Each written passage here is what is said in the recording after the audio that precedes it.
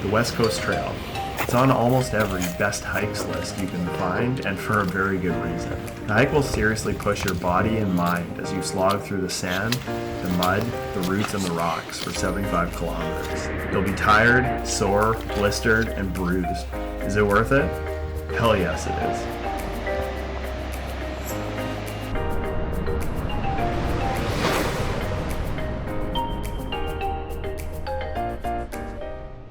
The West Coast Trail is in Pacific Rim Provincial Park on the southwest shore of Vancouver Island. The land belongs to several First Nation tribes, still responsible today for maintaining the trail and operating several of the ferries that you'll take along the way. We powered through the trail north to south in 4 nights, though if you have time, I'd recommend slowing your pace and shooting for somewhere between 5 to 7 nights ideally. The trail itself, man, I couldn't get over how gorgeous the forest was. A ton of old growth spruce, cedar, and Douglas fir. Dense forests like these block out enough sunlight from above that a good chunk of the forest has no messy undergrowth, just tall trees standing the test of time for hundreds of years, towering over you as you weave and wind your way through the forest. And if that's not enough, the mist from the wet ocean air often created an almost ethereal fog. You can forget that places like this exist outside of epic fantasy novels. The forest trail had a mix of terrain.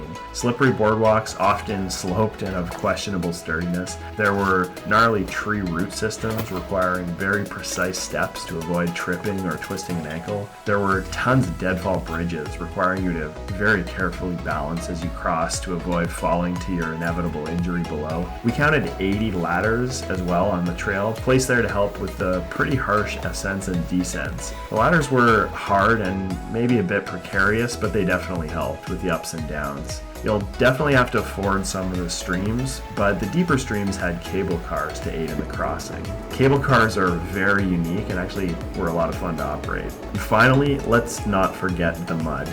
Probably half the forest trail forces you through grueling mud pools that will test your patience, your balance, and your creativity as you plot your path through them.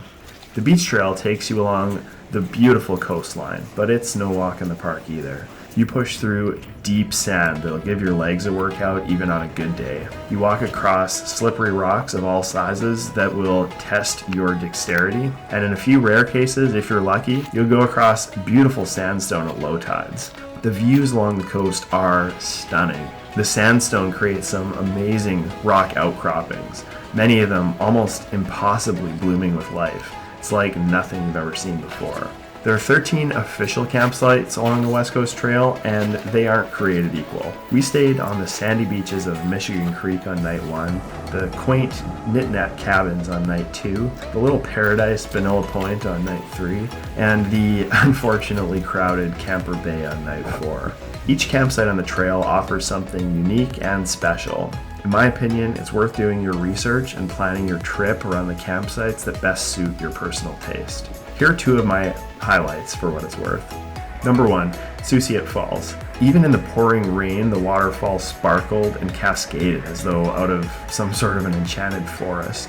The inviting pool below is clean and refreshing and deep enough to swim in. Definitely don't miss it.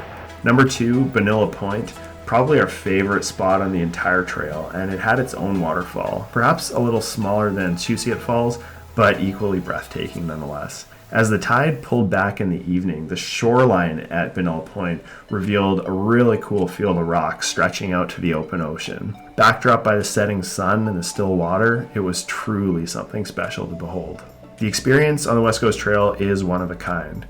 The tides, the weather, the wildlife, the time of year, how you pace yourself, and who you're with will each piece together your own unique trip and experience of the WCT.